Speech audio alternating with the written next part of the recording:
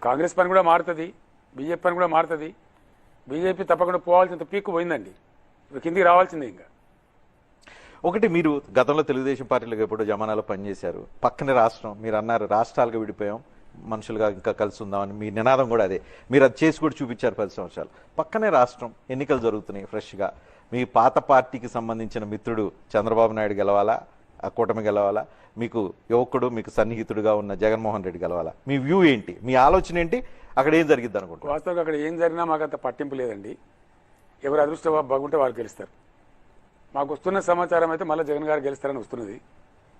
మీ విషయం ఏంటి? జనరల్ తెలుస్తున్నటువంటిది అది. మీ విష్ ఎవరు గెలిచినా మాకేం బాధ లేదండి.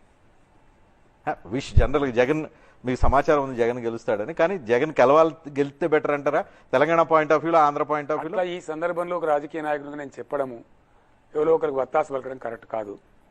వాళ్ళ రాష్ట్రం వాళ్ళ రాజకీయాలు వాళ్ళు చేసుకుంటున్నారు. కానీ నాకు అందే సమాచారం మేరకు అయితే జగన్ గెలుస్తాడని చెప్తున్నారండి. సో అక్కడ బీఆర్ఎస్